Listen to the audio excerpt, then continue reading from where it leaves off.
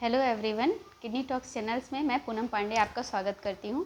आज मैं अपने इस वीडियो में समझाने की कोशिश करूँगी कि जो डायलिसिस फिस्टुला होता है उसकी केयर हम कैसे करें।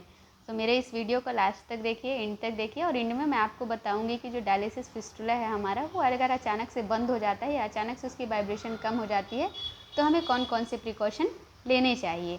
तो चलिए आज हम बात करते हैं कि जो डायलिसिस फिस्टुला है उसकी केयर हमें कैसे करनी चाहिए, किन बातों का ध्यान रखना चाहिए।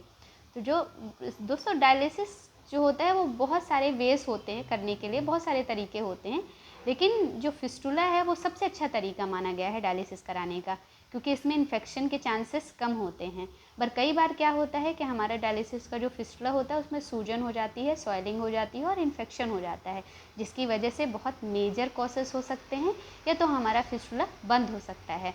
तो ऐसा कौन कौन सी बातों का ध्यान रखना चाहिए, ऐसा कौन सा प्रिकॉशन लेना चाहिए जिससे हमारा फिस्टुला लॉन्ग टर्म तक चले, लॉन्ग लाइफ तक चले और ज़्यादा से ज़्यादा हम उसे इन्फेक्शन से बचा सकें। तो चलिए हम बात करते हैं। तो पहले जिस जगह पर हमने अपना फिस्टुला मैच्योर करवाया है या ऑपरेशन करवाया बनवाया है, तो उस जगह में प्रॉपर हाइजीन मेंटेन करना चाहिए, क्योंकि अगर हम हाइजीन मेंटेन नहीं करेंगे तो सबसे ज़्यादा इन्फेक्शन के चांसेस हो सकते हैं। तो आपको फिस्टुला वाली जगह पर प्रॉपर क्लीन रखना है, प्रॉपर हाइजीन मेंटेन करना है। जिस जगह पे फिस्टुला है उस हाथ से कभी भी ब्लड प्रेशर नहीं लेना है। मोस्टली लोग क्या करते हैं, हाथ में ही फिस्टुला बनवाते हैं। जैसे मैंने लेफ्ट हैंड में फिस्टुला बनाया, आप देख सकते हैं, ये मेरी सर्जरी हुई थी, लेफ्ट हैंड में फिस्टुला बना था और यहाँ पे मेरी निडल प्रिक होती थी। तो क्या करना है, इस हाथ से कभी भी मैं ब्लड प्रेशर नहीं लेती थी। अभी मेरा ट्रांसप्लांट हो गया है तो अभी तो इसका रिक्वायरमेंट नहीं रहता, लेकिन डायलिसिस के टाइम पे फिस्टुला का बहुत ज़्यादा रिक्वायरमेंट होता है और बहुत ज़्यादा केयर करना पड़ता है। जिस हाथ में फिस्टुला है उस हाथ में कभी भी कोई भी कैनुला या कभी भी कोई भी प्रिक इंजेक्शन नहीं लेना चाहिए, कोई भी इंजेक्शन नहीं यूज़ करना चाहिए, लेना चाहिए। और कोई भी ट्रीटमेंट अगर हम लेते हैं, कहीं भी हम ट्रीटमेंट के लिए जाते हैं, तो हमें पहले ही इंश्योर कर देना चाहिए, पहले ही अपने फिस्टुला के बारे में उनको इन्फॉर्म कर देना चाहिए कि हमारा इस हैंड में या इस जगह पर फिस्टुला है। रोज़ अपने फिस्टुला को जांच करें, फिस्टुला को देखें, ऑब्जर्व करें कि फिस्टुला का कहीं उसमें रेडनेस तो नहीं है, कहीं उसमें कोई इन्फेक्शन तो नहीं है।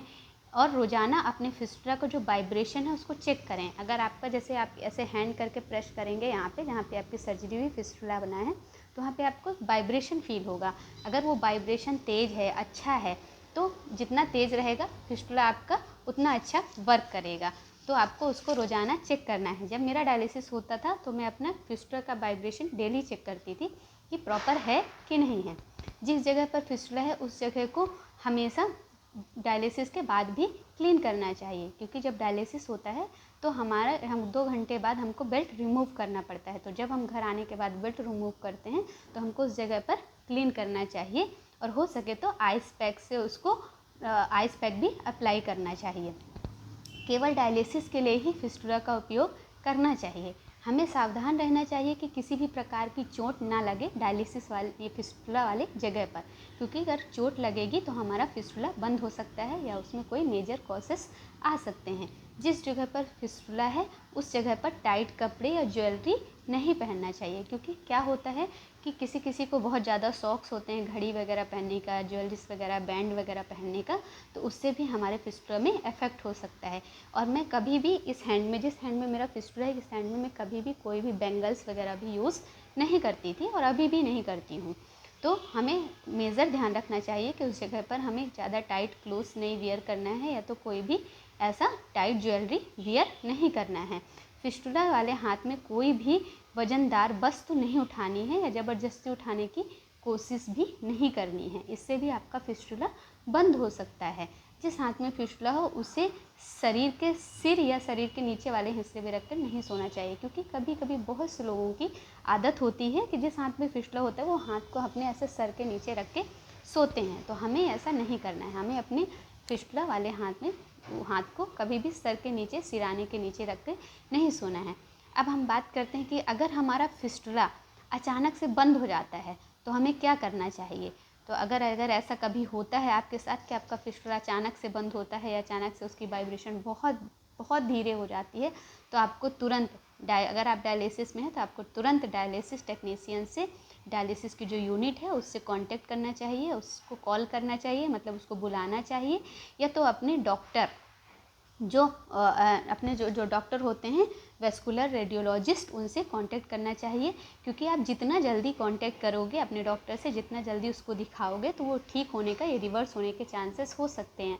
क्योंकि मैं अपना खुद का एक्सपीरियंस आपको बताना चाहती हूँ कि एक बार मेरा फिस्टुला जो था वो बंद हो गया था, बट फिर मैंने डायलिसिस के जो टेक्नीशियंस होते हैं उनको कांटेक्ट किया।